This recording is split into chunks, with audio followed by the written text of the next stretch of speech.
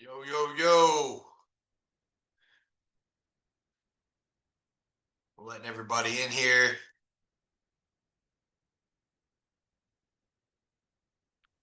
What's What up? is What's up, up? John? What's up, big dog? Howdy, howdy, howdy, howdy. Looking big as always, dude. You look like you just got back from the gym. You look bigger since I Dude, last I saw went you. today. I've been sleeping till like 8 a.m. It's tripping me out on this bulk. I'm like in an incubator right now. That's awesome, man. Hell What's yeah. up, everybody? Of Appreciate you jumping on. course, bro. Yeah, dude. I'll let you do your thing. And just quick intro. John's a badass sales dude, and I'll let you take it from there. Anybody here know of Jeremy Miner or seen any of my stuff before? Just so I kind of have an idea of okay, some people have seen. All right, holy shit, like half of you guys have seen my stuff before.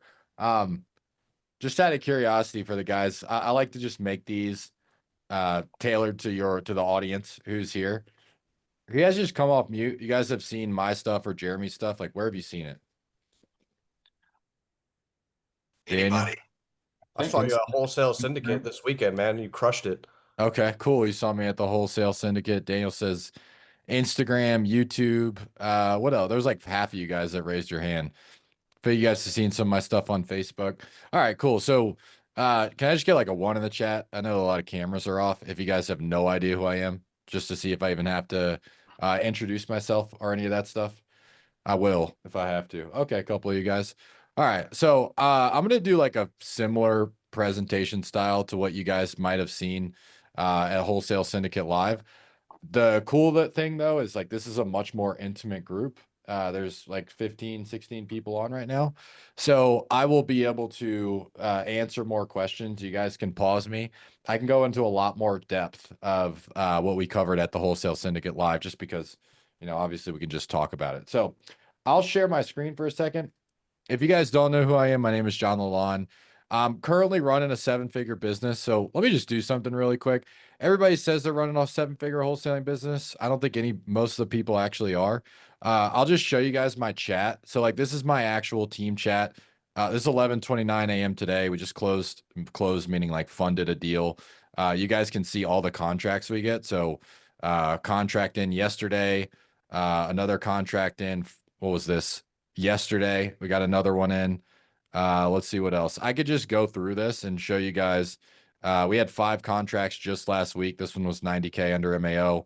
So you can see like contract number 5. We get about a deal every single business day, a contract every single business day. Our contract to close right now is like 70%. So obviously some of those fall out. I just like to share with that because I think there's a lot of people out there that they say that they're doing deals and now they're not actually doing deals. So if you guys don't know, I work for a company called Seventh Level. I have a licensing agreement. So I have had the fortunate blessing to train some of the largest companies in the US. So companies doing, anywhere from 100K, 300K, 500K a month, all the way up to like companies doing 2 million a month. I've had the blessing to train some really, really big companies. And then this is my family here on the right. I live in Colombia. So I've been able to run this entire seven-figure business. I've been doing over $1 million a year for the last 3 years. I've been able to do all of this while living in another country. And it's really just because it's a sales process. So our business is super simple, right? We have marketing, we have sales, and then we have dispo. And so most of the where people like struggle to get any traction is they just don't have a good sales process. Because type in a one in the chat if you're using anything other than direct mail, Google Ads, YouTube, Facebook, SMS, cold calling, or PPL. If you're doing something else, actually don't even type in a one. Just let me know what you're doing other than that. Almost everybody's doing those things, right? Maybe some on the market, right? I think Travis, you might maybe do some stuff on the market, but we all kind of do the same marketing channels, right? And so what differentiates the people that scale really quickly from the people that don't? It's just being able to put cash back into your business quickly with the money that you've spent, which is all has to do with your sales process. And so here was my kind of epiphany. Now, it might sound like I'm gonna shit on other salespeople, like sales training. just so you guys know, I'm cool with all the guys that teach some of the stuff that I am very much against. So this isn't like a personal attack on like, you're gonna hear me call out some other sales processes. I don't fucking hate them. I just do things very differently, right? But here was my epiphany. In 2022, interest rates went up. I was flipping houses. I had about 5 flips on the market. And at the end of basically when the interest rates went up, I had to fire sale 5 of my flips. They were in Southern California. I lost $600,000 and I was using OPM and I was using private money. So I was completely leveraged out. And at this point in my life, I was pretty fucked. And I was trying to just make a deal happen so I could get out of this debt. And I was doing the same sales process that a lot of you guys are probably doing right now, which is the 4 pillars. So I would open up the call, right? Ask them how they're doing. I'd ask them about the condition of the property or say something like, hey, tell me what you have going on with the property. I'd find the motivation and I would like basically get the motivation and move on. Then I would go into their time frame when they're looking to sell and then their asking price. Just show of hands, like I type in a 1 in the chat. Who's using a process similar to that right now? Some sort of form of that. Just type in a 1 just so I can kind of see where everybody's at. And if you're not, I would like to see what you're using. A couple of you guys, just 1. Okay, cool. Oh yeah, YouTube, that's cool. So that was what I was using, and eventually just it wasn't working in the new market. And so I went to all the sales trainers in the industry that I saw. You guys know their names. I don't have to say them, but I went to all like the real estate sales trainers, right? And I was like, this is all the same exact thing. It was all asking about the condition of the home, motivation, time frame, and asking prices. All the exact same stuff. And so eventually I figured like I have to get out of this. And if I'm gonna get out of this, I'm gonna go down swinging and I'm gonna figure out how do I actually pay off $600,000 in debt in 1 year. And so and I knew I had to master my sales process. So I started asking around and everybody started pointing me to this guy, which if you guys don't know this guy on the right, if you guys can still see my screen, this is Jeremy Miner. And when I started going through his process, I realized it was completely different from anything that I had been taught in the past. So instead of just being very transactional, where we're putting the sellers into a logical based thinking and using things like comparables and the renovation to get them down on price, he was talking about getting people into the emotional part of their brain that actually makes decisions. And we do that by using, trained tonality. We use that by asking impact questions. We use that by getting their future state, getting their bottom dollar needs, and having a more emotional conversation than just a transactional conversation.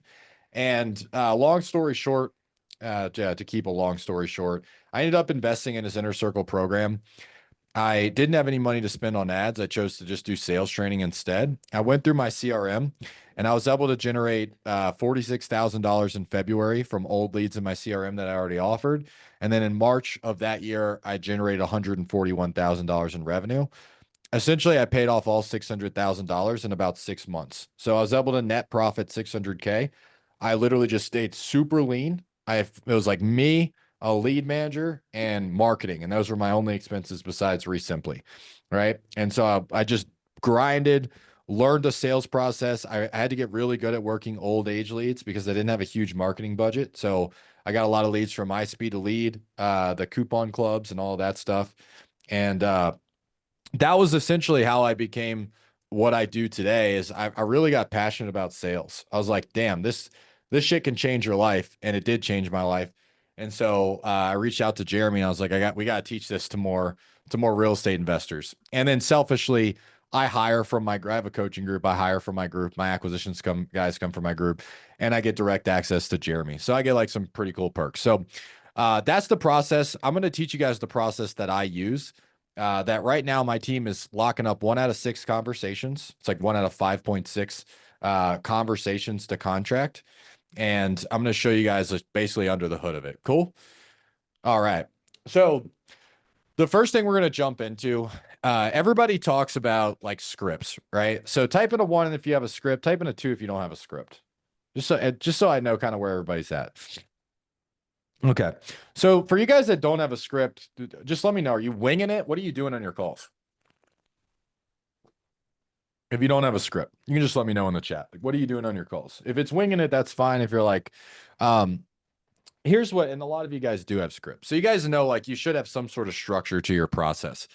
The thing is, I want you to write this down, is that sales is only 20% about the question you ask, and it's 80% about how you ask the question.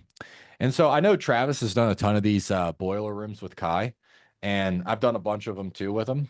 Probably not as many as you, Travis. You've probably done more, but I've done a couple of them, and so I get to watch your guys' calls. Maybe not you guys specifically, but I get to watch like newer wholesalers. I get to watch their calls, and one of the biggest things I see is they're getting hit with like, why is that relevant? Like, why are you asking that question? That's a personal question, right? And it's because they have the wrong tone. And so you have to be able to master tonality if you want to trigger the emotional part of the brain. For example, if I ask the seller, okay, so walk me through the house. Do you live here? Is it a rental for you? What's going on with it? And the seller's like, oh, I live here. And you go like this. You're typing, you guys hear it on the keyboard, and you're like, okay, gotcha, gotcha. And where are you headed next? Okay, you're going to Texas. Gotcha, gotcha. Okay, cool. And why are you going to Texas? No wonder it sounds weird, right? If I have a conversation with Travis right now and I go, Travis, what are you working out later? He goes, back. And I go, oh, gotcha, gotcha. You're working out back. Cool. And what do you do for your back workouts? He's like, oh, I do a lot of lat pull downs for like 15 sets. Gotcha. Okay. So you do 15 sets of lat pull downs. And what gym do you go to? Just sounds fucking weird, right? And so you guys don't want to sound weird on your seller conversation. So you need to use the right tone. So there's three main tonalities that we use here. One is curious. And this is what we're going to use when we need to ask a question. So for example, in that scenario, yeah, the house, do you live there? Is it a rental for you? What's going on with it? Oh, but hold on. Where are you headed next though? Really? Why are you going out to Texas? You guys see the difference in the tone? If I sound curious, I'm not going to have sellers pushing back as to why they're asking the question. They know why I'm asking the question because it's coming from a genuine place of curiosity, right? The next one is going to be our concern tone. So type in a one if you've ever had a seller tell you something that was pretty, I would say like dramatic or traumatizing for them or difficult, like a difficult situation, right? And then let me know what that thing was. So you guys just tell me what that thing was in the chat. You ask the seller what's going on. Okay, husband died, right? Family loss, right? That's really common. So what if I ask the seller? Seller says, "Oh yeah, my husband just passed away," and I go, "Oh really? I'm so sorry. How'd he pass away?" I'd sound like a fucking creep, right? And they would be like, "What?" They would just think there's something wrong with you, like you took too much Tylenol. And so instead, we need to ask our questions in a curious tone or in a concerned tone, right? So if the seller says, "Oh my husband just passed away," we're gonna go into a concerned tone. "Oh my gosh, I'm so sorry. How long ago was that? Or how are you doing? Are you doing okay?" You see, I'm dropping my tonality. If I ask the seller, "Oh my gosh, I'm so sorry. How long ago was that?" They're not going to say, "Why are you asking that question? How are you holding up?" "Oh my gosh, how are you holding up?" If I just say, "Oh, that sucks. How you holding up?" Same exact question, two completely different tonalities, right? And so you have to be able to master the concern tone. Otherwise, none of this stuff's going to work. You're not going to be able to get people into the emotional part of their brain that builds trust and actually makes buying decisions, right? And then the last one, there's more inside of NEPQ. These are the three mains that I focus is playful tonality. So type in a one if you guys have ever had a seller like super hostile to you. Like they're super, hey, just give me an offer, get off the phone, right? Travis, I saw some of your lives. Actually, you do this really well.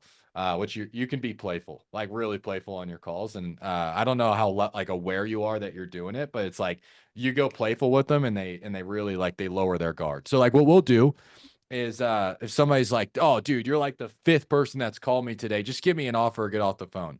We'll say something like this. Whoa, whoa, whoa, hold on. You mean to tell me you didn't sign up to get 5 calls a day on this? Hold on. You mean to tell me you didn't sign up to get like 100 calls a day on this? Is that what you're telling me? And they're like, "No, obviously I didn't." Yeah, you know what, man? A lot of people that we've helped in the past have said the same thing. They fill out a form, they end up getting tons of calls, and honestly, man, most of them end up being a bunch of knuckleheads and they never even get to an offer. Is that kind of what you've been dealing with? So those are like that's our playful tone, right? Another example, how weird is it to ask a seller what they're going to do with the money? kind of weird, right? Like, hey, what are you going to be doing with the money after you sell the property? That would be one of those questions where the seller tells you to fuck off. We might use a playful tone and would say, man, so you've had this rental for, gosh, what, 15 years? When you sell it, you're not just taking a one-way trip to Vegas and putting it all on black, are you? And they're like, no, I'm not doing that. I'm going to be reinvesting into another property, right? We need to be able to use those three different types of tonality. So when we're going through this process, I want you guys to understand that if you're getting hit with in your conversations with like, that's none of your business, or they're getting surface level answers, it's because of the way you're asking the questions. It's because of the tonality, not because you're asking the wrong question. Just so I know everybody's on the same page, type in a 1 if you get that. Come off mute, ask a question if you don't. How do you You feel guys can. about doing it when they answer the phone? Some of them are like, hello, I'm always like, hey, Yeah, that's funny, right? Like, yeah, like anything to lower their guard, right? So, if you're too over the top, and we're going to talk about that in a second, like actually how to start the call, but yeah, if they say something weird at the beginning of the call, like if you can just go back with something that is playful, use a playful tonality, you say something like humorous. How hard is it to be resistant if somebody makes you laugh? It's really fucking hard. If somebody says something, they're like, just give me an offer. You go, well, that's kind of why I'm calling, dude. And they laugh a little bit. They're like, it's hard for them to be mean to you because you just peaked a dopamine hit in their brain. So yeah, something like that. That's fucking awesome. So we're gonna talk about starting the call. Some big do's and don'ts. Right. First of all, it takes 7 seconds to recognize a sales call. And our brain does this just to save energy. Our brain wants to save calories because we're not used to being able to go down to Whole Foods and, get 6,000 calories and eat it all in one day. Our brain's trying to save calories, right? And so what it does is it creates pattern recognition. Just does that to plain and simple save calories to go, this is a threat. This is not a threat. And so what our brains are always in one of two places. It's in rest and digest, where we're relaxed. Most of you guys are probably in rest and digest right now, unless you got like a deal that's, falling through and you're like freaking out because you need to make payroll.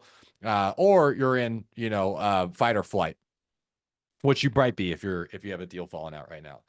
And so if you're in fight or flight, your sellers are going to give you surface level answers. They have their defense mechanism up. And it just does that. Our brains just do that to protect us, right? You're walking down the street, you see a threat, they go, somebody like with tattoos on their face and freaking a ski mask and it's 120 degrees outside. You're like, oh, that's probably a threat. And you see like a family walking by there. It's not a threat. Same thing with a sales call. So when somebody calls you guys out of the blue, let's say you're not expecting a call and somebody opens up the call and they say, hey, Bob, how you doing today? Hey, Bob, how are you today? What do you guys think? Do you guys think salesperson, or do you guys think this person's maybe calling about something that is important? Just let me know in the chat. Salesperson, something that's important. Hey, Bob. Okay, 2. I'm going to guess that means salesperson, right? And do you guys typically open up to salespeople? Not typically, right? Not when somebody's calling you out of the blue. So when you start the call, my big do nots are: 1, you don't want to sound overly enthusiastic, and you don't want to ask them questions like, how are you doing? Right? Asking questions like, how are you doing? Most of the time, the sellers just go, good. What can I do you for? Good. What can I help you with? Unless you're in like, South Atlanta, like sometimes those people can be pretty nice, right? But most of the time they're not. They're super resistant to that. The second thing is we want to avoid using sales terminology. Like we don't want to call them and say, hey, I'm calling you to try to make a deal, or I'm calling to see if we're a good fit, right? That's too salesy, and immediately you trigger the part of the brain that puts them in a fight or flight. And so you never actually get them to open up. And so instead, what we want to do inside of the first couple of seconds of the call is we want to stay super neutral, right? And when I mean neutral is I want to use neutral language, not, hey, I'm calling to give you a cash offer. I'm calling to see if you want a cash offer. All right, I wanted to give you a cash offer. We might start it out with, yeah, it's just John. It's John Lalande over at Sell Easy USA. Hey, you just filled out a form on our website about possibly selling a home on Main Street, right? Possibly selling a home on Main Street, right?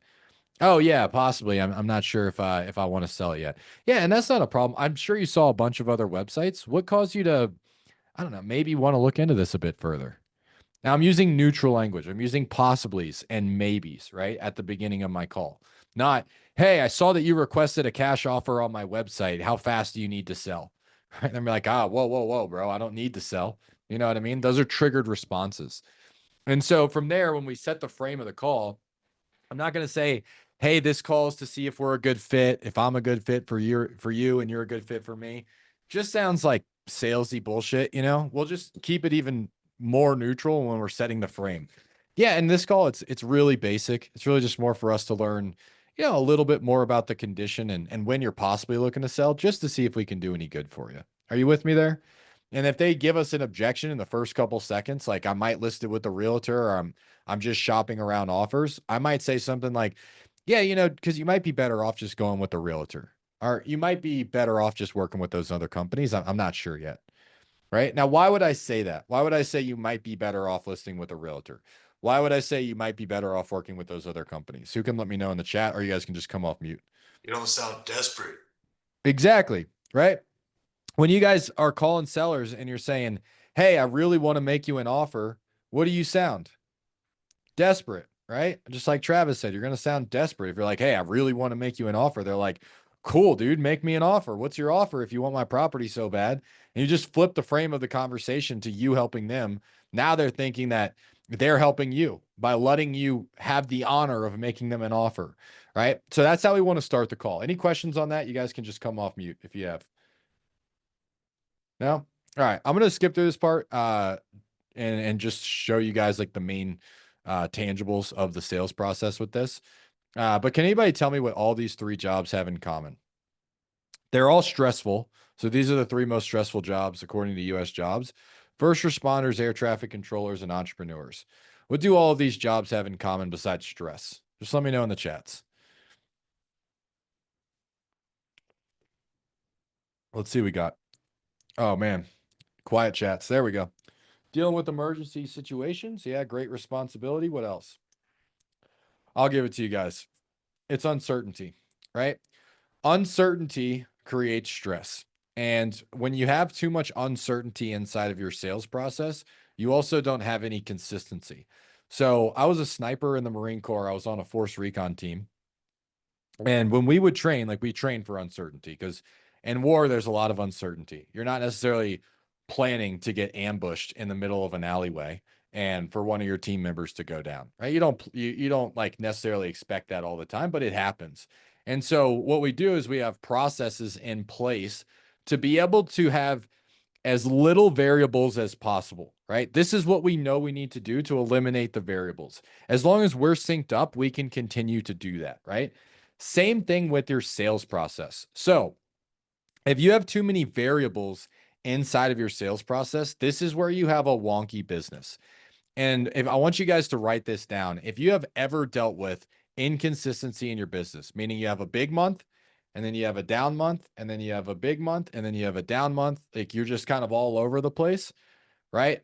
This is the symptom of what you're dealing with. An inconsistent process creates inconsistent results. So a lot of you guys had scripts, which is good. Like you have some sort of process that you're following. Some of you guys don't, which you're going to have even more inconsistency. But I can tell you right now, type in a 1 if this has ever happened to you. You really get lost in your process or you don't know where to go. So you just default to talking about the condition of the home. You're like, I'm pretty much, I'm out of questions to ask. Let me just ask about the roof. Type in a 1 if that's ever happened to you guys.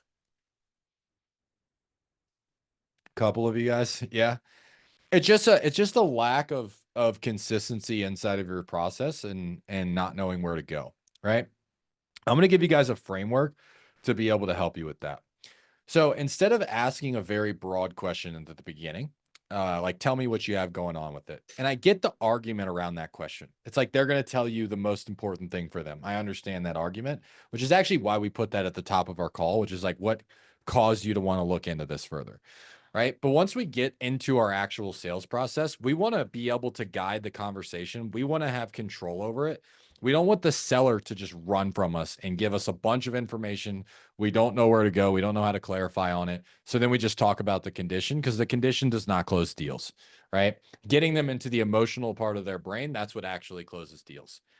And so when we're talking about creating consistency, the way we do that is we break out 3 avatars. It's either a homeowner, a vacant property, or an investor. Every single seller that I've spoken to falls under one of those three categories.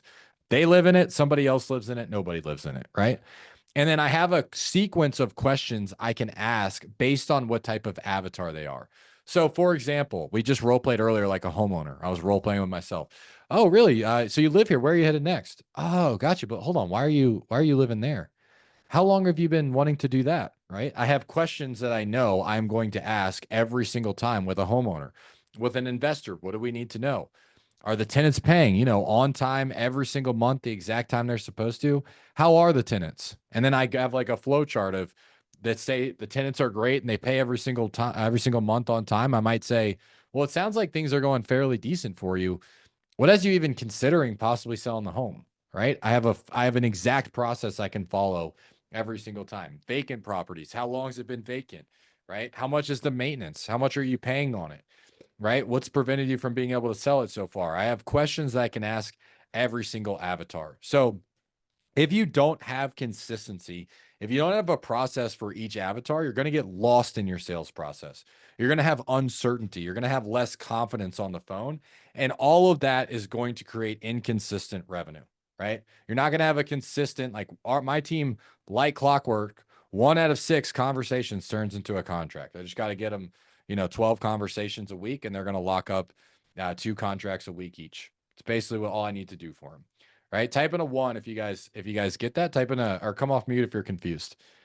Like I said, I want to make sure that this is like super open. So if you guys want to come off mute, feel free to do that. Out of those 2 out of 6 or whatever close ratios y'all have, like, have you been able to pinpoint reasons why people aren't moving forward based on Yeah, that? so like 1 out of 6 conversations. So that means that some people that we speak to that's a conversation, they don't even have a house. Like they don't even have a house to sell. It's like, oh, I just saw your ad and I thought you were selling freaking, home services or something like that. And so like obviously, we're not going to close those people.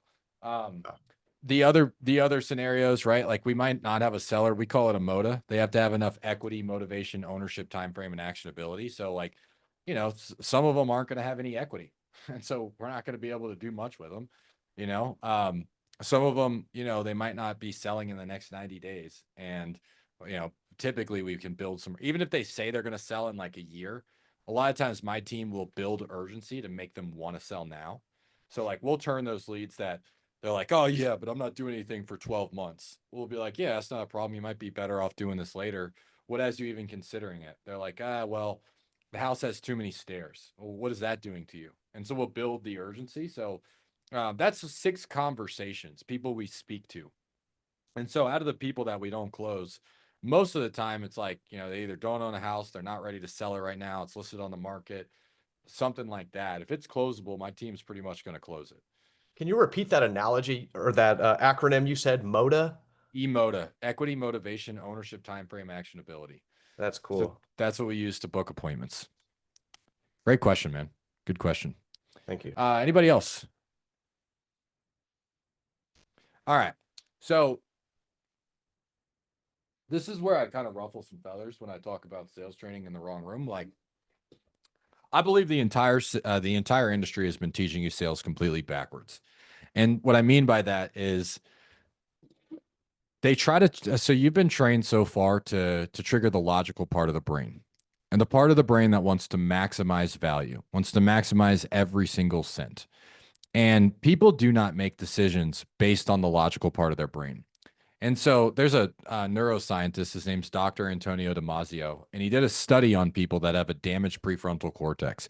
I also have a mentor from the military. His friend got blown up, and this actually happened to him, where essentially the part of his brain that regulates his emotions would not work, and he was not able to make decisions. And so Dr. Antonio Damasio did this study. And if you can't regulate emotions, you can't make decisions. Your brain just literally, like, you don't know what shoe you're going to put on. And a lot of you guys might be like, well, no, I make all my decisions logically. You have to think of where it actually comes from. So I consider myself a very logical person, but that all goes to an emotional driver, meaning I make a lot of my decisions based off of financial security. right? And so I might go, hey, I am doing this because this makes the most sense financially, which seems like a logical thing. But what I really care about deep in my heart is that my family is provided for and they never have to worry about money. That's really why I make decisions. And so if I get on the phone with the right salesperson that understands that my motive to do just about everything in life, to get up and work every single day, is the emotional security that I can provide for my family, they have a ton of leverage if they can get me to get to that point, because I'll do just about anything for them. Right. And so as long as somebody can justify to me that I am making a better decision for the emotional security of my family, I'm going to do it. No matter what it is, like I'll do it as long as I feel that way. I just invested 60 grand into a business coach because I feel like that guy's going to help my family live a better life, go have more security, all the things that I want for them, right? Why else would I buy air, right? Which is all that is. Like, in all of you guys that are on this call, like, you guys have trust and confidence that you are going to get something out of this that actually matters to you, right? And that's why you can put a price tag on something. It's like, hey, if I spend $10,000 and I can make $20,000 a month, that's worth it for me. Not from a logical standpoint, but because that extra $20,000 a month will allow me to help my mom retire. I might be able to help my sister out. I might be able to do this. So everything comes down to that emotional impact, right? And so let's talk about a little bit about how to get into emotional impact. So there's a saying I always tell my team, which is all of our sellers are dogs sitting on a nail. If you guys don't know that story, it's pretty impactful. It goes like this. There's two guys, they're sitting in his house, and there's a dog sitting in the corner. And the dog is sitting there and the dog's whimpering. And eventually the friend asks the owner of the dog, he's like, dude, why is your dog crying? He's like, oh, he's sitting on a nail. He's like, well, why doesn't he just get up? He's like, well, it doesn't hurt him bad enough to get up. And that's every single one of our sellers. Everybody that fills out a form, everybody that answers a cold call, that answers a text, that is thinking about selling their home, they're sitting on a nail at some point. They have a pain point, right? But it's not until they realize the pain point and they actually feel the pain point that they make a decision to change. So, one of my favorite sayings is people change when the pain of staying the same is greater than the pain of change. And the way you can look at this is, if you have a seller that is holding out for a $600,000 offer, not relevant to me why they're holding out for that $600,000 offer. But what I do care about is, if they sold, even at a discount, what would that do for them? Maybe they're closer to their family, right? Maybe they're able to build a better relationship with their daughter, with their grandkids. They're able to get that time back. Then I can ask a question. Can I ask you what's more important to you? Is it being able to spend that time with your family, or feeling like you timed the market perfectly and got the absolute top dollar out of this property? Now, everybody here would probably make the decision of, like, I'm going to do what's best for my family, right?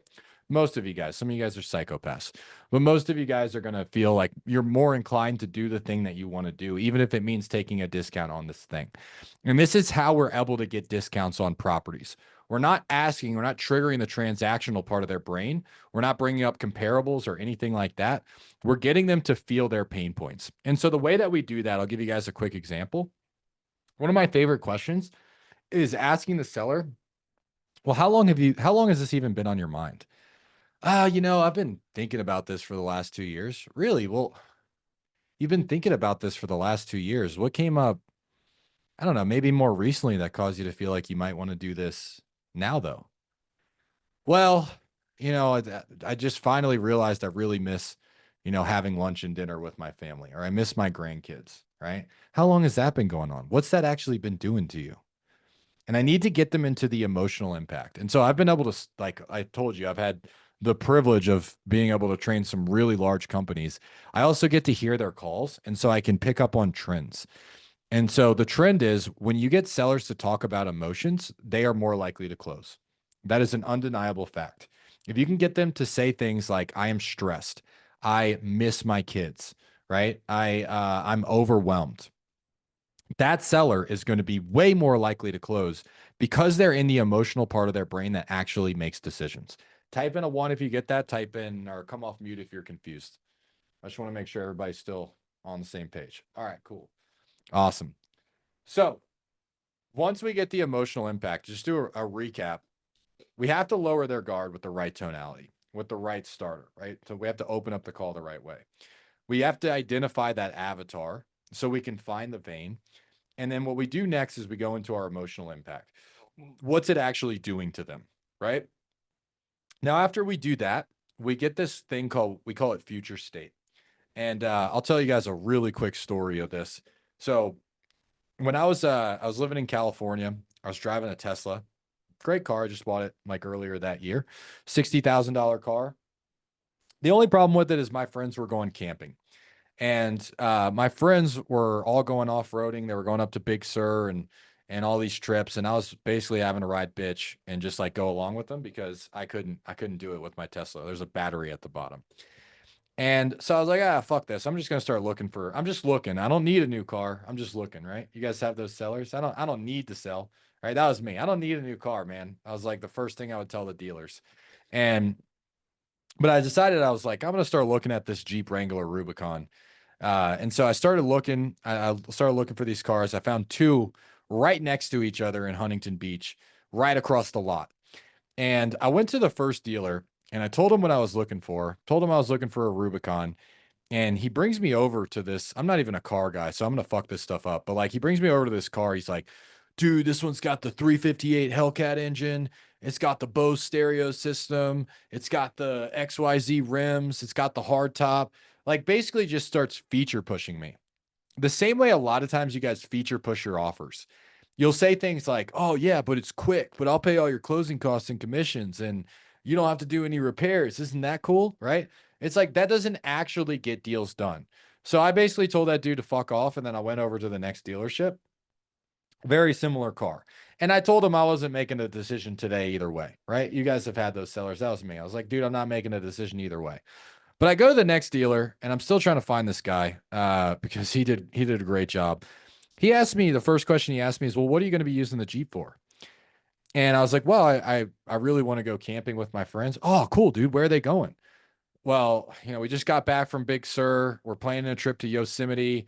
Really want to do the Rubicon Trail later this year. He's like, oh man, that's so exciting. But hold on, how are you going there now? Well, I'm riding in the shotgun with my friend that has a truck. He's like, oh, that sucks. And like, he's getting me emotionally involved in the future. Now, what does every good salesperson do? Every good car salesman, what's their goal before they get you to sign anything? What's their goal? For you guys that have bought cars, what's the salesperson's goal when you go to a car dealership? Let's see if anybody gets it. Get you in that car, baby. Right? Get you in a test drive. Now, why do they get you in the test drive? Right? They get you in the test drive because now you start experiencing. That's right, David and Kelly. That was awesome. You imagine the feeling, right? You start experiencing that. I'm like, oh, dude, this is gonna be me driving this Jeep. Imagine myself going up to Yosemite, Big Sur, camping. I'm getting excited about it. And this guy's hyping me up the entire time, right? He's like, dude, I just found a tent that this one already has the roof rack. I found a tent that could be here this weekend. Check it out. I just pulled it up on Amazon. You can go camping with your friends. Wouldn't that be cool? I'm like, fuck, that would be cool. Right. And so he got me excited about the future as I'm going through this. Now, you guys think I bought from this guy? Yes or no? That's me, right? Which is a fucking terrible financial decision, just so you know. I bought it like height of the market. This thing was like massively underwater. But he got me in the emotional part of the brain, right? He got me excited, right? Same way you guys go buy fucking watches, they're gonna tell you to try the watch on. You're like, damn, I never had 40 grand on my wrist. You know what I mean? Now you're pumped. Now you're like, oh, this is gonna be how's it gonna feel when I walk into the next event and I got a fucking ballin' ass watch on? Everybody's asking me about it. Right? The things that you tell yourself to get yourself in that future state. Now we need to do the same thing with sellers, right? Once we get the problem impact, we need to pull them out into that future state. And so we're going to ask sellers simple questions. Like one of the questions I love to ask sellers is, I mean, let's say you are able to sell this property, you move down to Florida, you're closer to your grandkids. I mean, what are you looking forward to the most about that next chapter of your life? Oh my gosh, it's being closer to being able to see them for their soccer games, being there for the birthdays, being there for this, being there for that. And I remember this, I give this example a lot because it was like one of the most impactful conversations I've had with a seller where I asked her, what is she looking forward to the most? And she said, you know what? My kids don't come over anymore because there's mold in the house. The kitchen doesn't work. I can't even cook for my husband. But Thanksgiving's coming up, and if I can buy this new house by Thanksgiving, my kids already told me they're all going to come over for Thanksgiving dinner. And I really want to spend that time with them. how much of an impact do you think that's going to have on their life? How much equity do you feel like they're going to trade if that's what they're looking forward to? A lot, right? And do you guys see how this pulls them out of that transactional brain? It pulls them out of the transactional brain, puts them into the emotional part of the brain that actually makes decisions, right? Actually makes buying decisions. Type in a 1 if you guys get that. Type in a, just come off mute if you have questions on that. Cool. All right. Got a lot of people getting it. All right. Now, the last thing I'm going to show you guys, well, 2 things left. I'm going to show you guys, if you just do this today, I promise you, you're going to close 1 more deal out of your next 5 offers. If you just do this one thing, if I ever have one piece of feedback that I give salespeople before they start making offers, it's this one thing. And that's what I'm going to go into. So this change is what brought my average deal size from 30,000 to 50,000 in 1 quarter. These were SoCal deals, by the way. So brought my average deal size to about $50,000 because I wasn't chasing my MAO anymore. Type in a 1 right now if you're asking the seller how much are they looking to get for the property. Couple of you guys. Where does their brain go to find that information? Where does their brain go to find that? Zillow, Logic, comparables, right? Can we buy properties for the Zillow price? Absolutely not, right? And so why would you ask that question? It's kind of silly, right? You're like, they're going to go to the Zillow price. Why am I even going to ask that question? So what I'm going to show you guys is a different way to get to the seller bottom dollar needs. And focusing on their needs takes them away from the Zillow price and into actually solving their problem. And so what you're going to do is, instead of looking for your max acceptable offer, this is the frame I would like for you guys to digest after this call, is you're no longer looking for your max acceptable offer. You're looking for the seller's bottom dollar needs, right? The max acceptable offer leaves you with very little profit margins. If you guys just saw my chats when I opened it up, how was it that my sales rep was able to get a deal 90K under the max allowable offer, which the max allowable offer had us making $30,000? How was he able to get it 90K under the max allowable offer? That was a deal that came in just on Friday. It's because he wasn't focusing on the max allowable offer. He was focusing on the seller's bottom dollar needs, right? And I'm going to show you guys tactically how to do that. So instead of asking how much are you looking to get for it, we go into future state. What are you looking forward to the most about that next chapter of your life? How's that going to feel once you're finally sitting there, you're in the living room with your family, and you guys are having that Thanksgiving dinner? Oh my gosh, it's going to feel incredible. I'm going to say this. Well, look, my goal at the end of the day is to be able to help you get there. So walk me through, how much do you need in your pocket to put down on that next property to be able to buy it? How much do you need in your pocket to be able to, and then you repeat the problem that you're trying to solve? How much do you need in your pocket, right? And so what they're going to give you is a completely different number. Zillow might say 500, they might owe 200. Now, they might say $100,000 is what I need to be able to do that. Now, you might go, all right, let me just leave it there. But what we do after that is we anchor on them. And we say, hey, look, and my goal is to be able to get you every penny of that $100,000.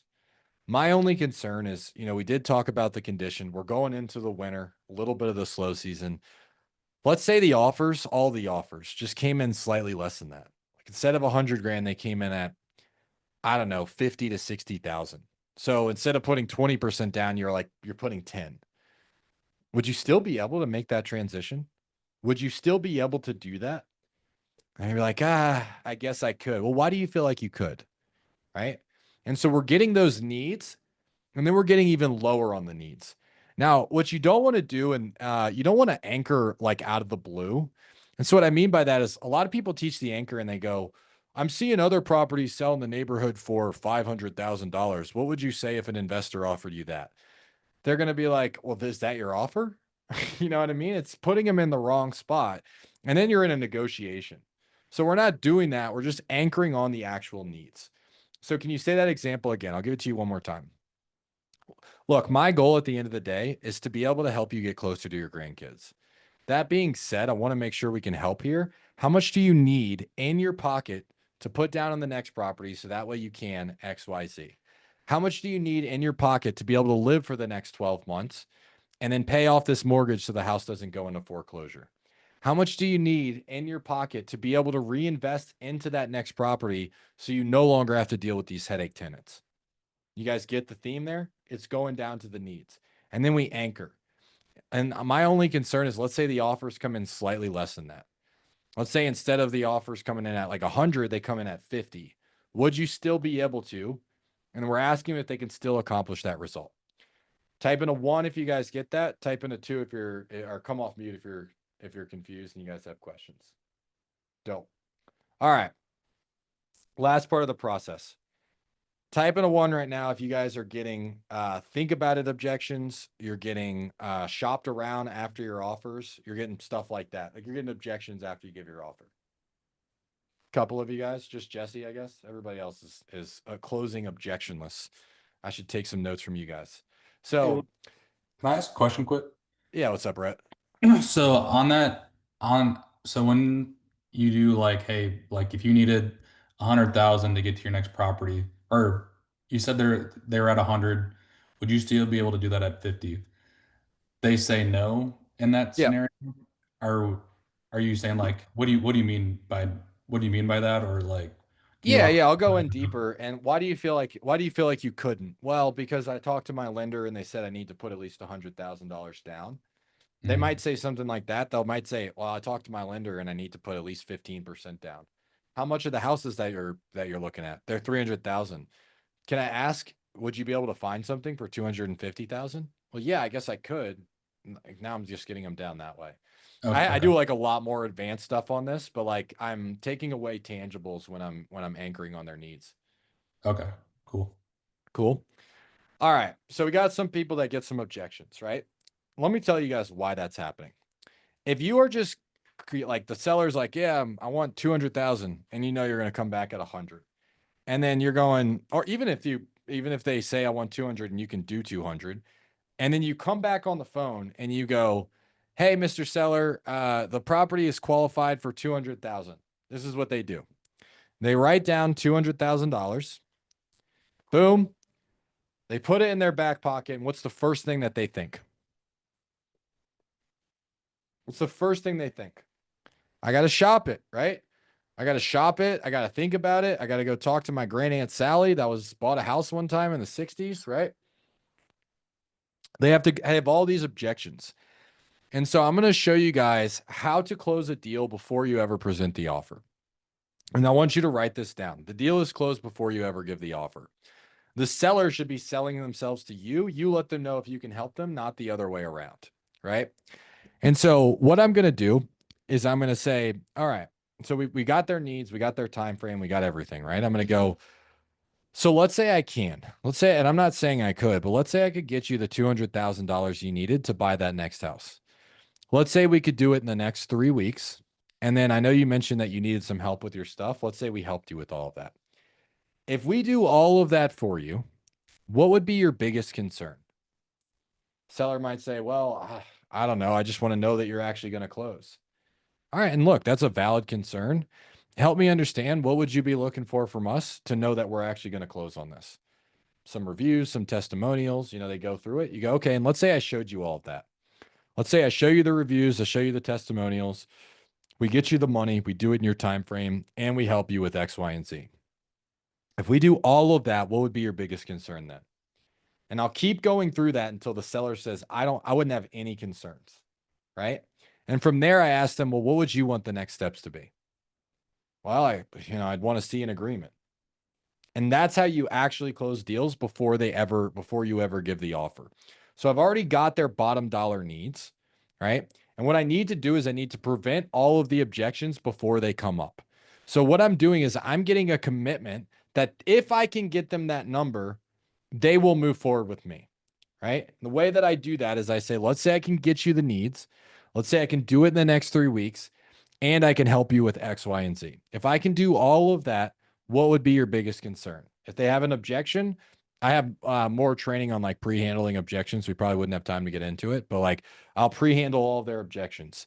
And then at the end of that, I'll say, okay, what would you want the next steps to be? And I don't move forward until they're like, yes, I'd want to see the agreement. I'd want to start the process. I'd want to do something. Then I go, okay, well, here's what I'll do.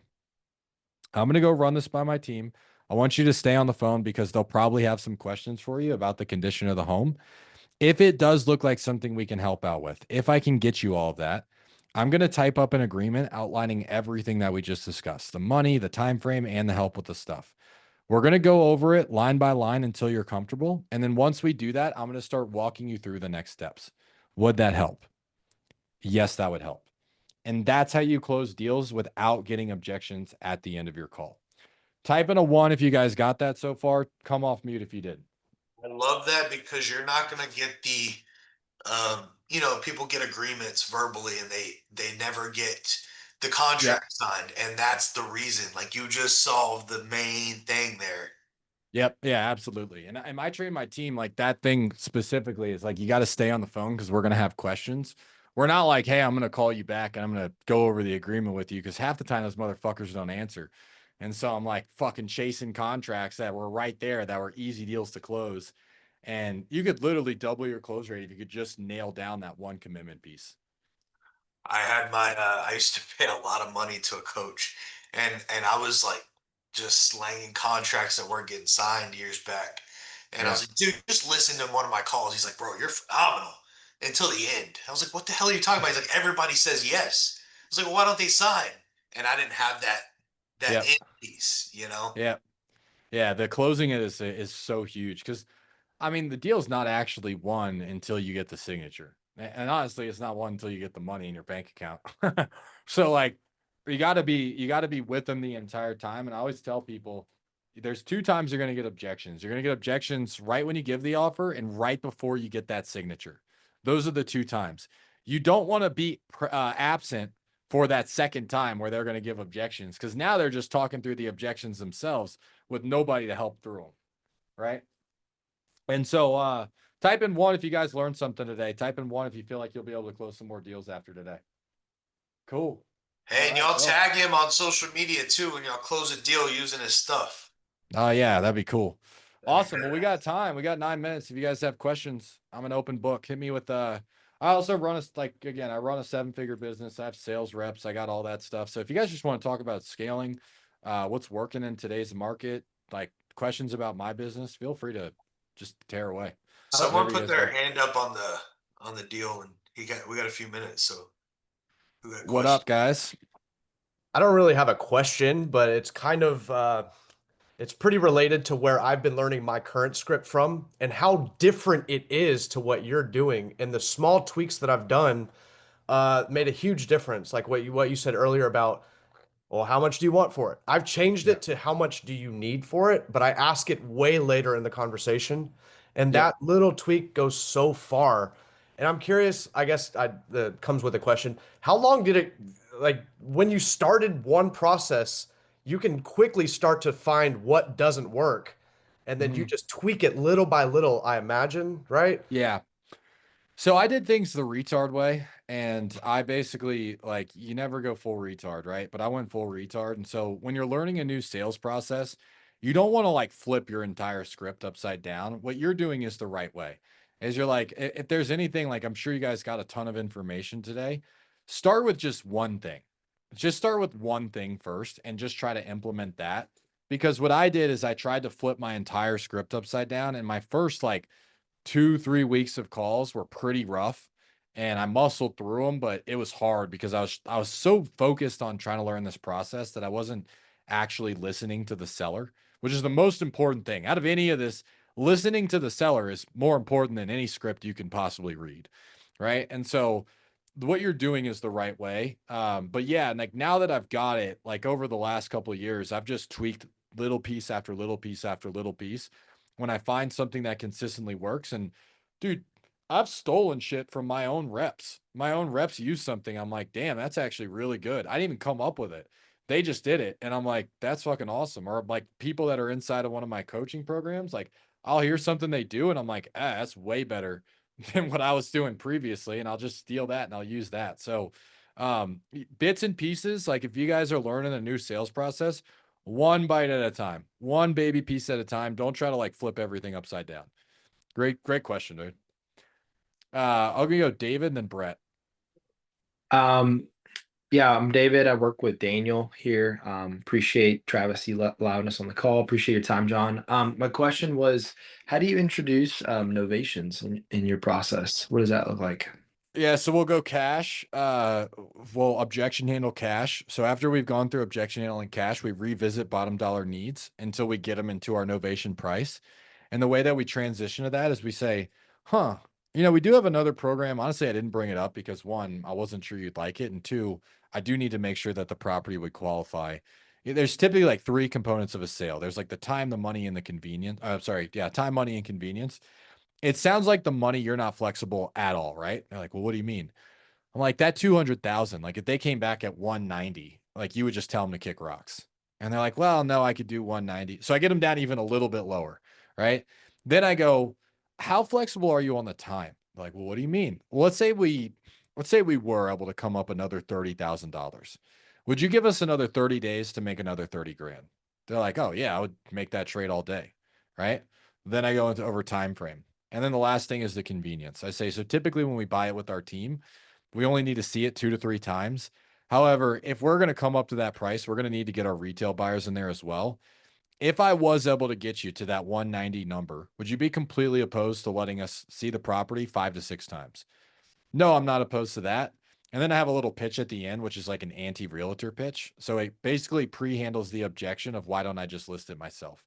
So that's how I transition into novations. I have like an entire script and stuff for it, but it's like basically I overcome the objections one at a time. I know that like I lock in money, I lock in time, then I lock in convenience. And then once I got them to commit to all those, then I go into my novation pitch. Cool. Awesome. Brett, what's up, dude? So I had a question about the condition aspect of it. Yeah. I know you were kind of putting them on hold and saying, "Hey, please stay on," so because we're probably gonna have questions about the condition of it. Yep. Does that mean you're not asking any condition questions at all until you No, get I broke this down just so you guys have like a simple framework. If I went through my entire process, it would take a little bit more than an hour. yeah. So one of the things I left out of there, right after I go future pacing needs anchor consequence, I have something I call obstacles, which I go over the time frame. I go over anything that they're going to do with their stuff, any influencers that would be involved with the sale, like anybody else that would need to know that they're selling, and then the condition of the property. What I don't do though is I don't want to pull them out of that emotional based thinking. So I don't ask them, tell me about the condition of the roof, tell me about the HVAC. I just say, hey, we're going to do an inspection on the property. And I just want to make sure that we can give you the most accurate number. When we do our inspection, what are the main things that are going to come up? That way they're focused on the negative things with the property instead of just like, oh, I hate when sellers go into like selling the house. They're like, oh, it's beautiful. I got hardwood floors and I got this and I got that. Like I'm trying to keep them out of that. I'm trying to keep them into that emotional based thinking, that result based thinking. And so that's the way that I ask my condition questions. Cool. Yeah, because I think I got it from you too. The question that I asked in the beginning is like, hey, the first part of this call is really just to figure out your Yep. relationship with the property, like if you're living here, whatever. And I get a ton of good feedback from that question. That's like my favorite question to ask in the beginning of the call. Mm-hmm. And then from there, I feel like I lose them a little bit because I am asking like I'm going Yeah. into hey, and then I'm setting expectations of I'm going to take some of this back to the underwriter, and then like what can you tell me about the property, whatever.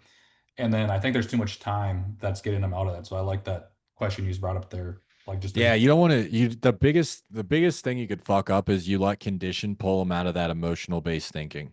And so you go really transactional. So like if you're asking condition in the first couple seconds, you've lost the fucking call. It's like you're like, you might open it up good and you're like, all right, tell me about the roof, tell me about the HVAC, tell me about this. And it's just like it turns into a fucking survey call yeah, and you're order taking, you're not even doing a sales call. You know what I mean? yeah, no, I like that question. That's cool. Bro, Any other appreciate questions, the guys? thought of you coming on here too. Yeah, of course, bro. Happy to do it. Well, you hooked me up with your fitness thing, so I'm about to get. You guys are gonna see me on the next one. I'm gonna be jacked like Travis. You're gonna be like, "Whoa, Like, what what's the up, y'all? fuck? Let's do some sales training. What's up, guys?" Five fucking giant trap. So awesome. Anybody else have any questions before we hop off? I'm curious. It's not again not a question, but your sales team, man, these seem like killers. Are they Yeah, all they're American? savage. Where are they from? Yeah, they're American. I pulled them from my I have like a low ticket group that I train salespeople in. It's like once call a week. And then I pulled them from there. So I already trained them, and they were trying to get their own deals. And to be like a group like this, you guys, like Travis is like, oh, you're a savage. And then he's like pulls you to go work on his own team. Be the same thing. So that's how I got them. That's why they're so good. Yeah, I train them every day though. Like I literally like every single day. It's like KPIs. What's your most likely to close? And then we do sales training every morning. That's cool. That's cool. Any other questions for me? Have a kick-ass rest of your week, dude. I appreciate the hell out of you again. Of course. Everybody else stay on here. We got some other stuff to discuss. But yeah, dude, we'll be talking. Appreciate you, bro. All right, guys. You guys go crush it. You're in good hands. Talk to you guys later. Yeah. Bye. What'd y'all think? Good? Dude, I'm I throwing love away it. my old script. Yeah, dude's badass. I like the hell out of John. Interviewed him a few years back when he was actually on my podcast, when he was actually transitioning, when he was talking about that transition point where he scaled down and went super lean. So it's pretty cool to hear him these days, running that system. So it's cool. He's a good dude. A lot of good points. That NEPQ, whatever the hell's badass. So, I always tell you, like, when you're building a team, put stuff in your training files. This is a good one to put in your training file for your sales team, right?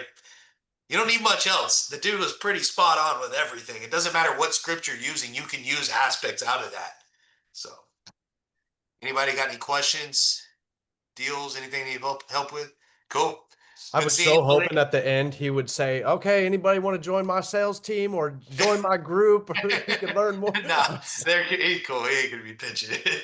But I think he does have like a school group that is very low ticket if somebody Yeah, wants I used to be in his school. I was Yeah. in for like a short period of time before I jumped into TU and over here. So Yeah, yeah, it's pretty affordable, honestly, and there's a lot of good content.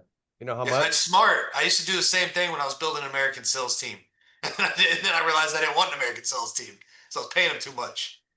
But hell yeah. Thursday we have another badass dude. He's like an overall investor. Um big deal. So but cool. Look forward to seeing y'all Thursday.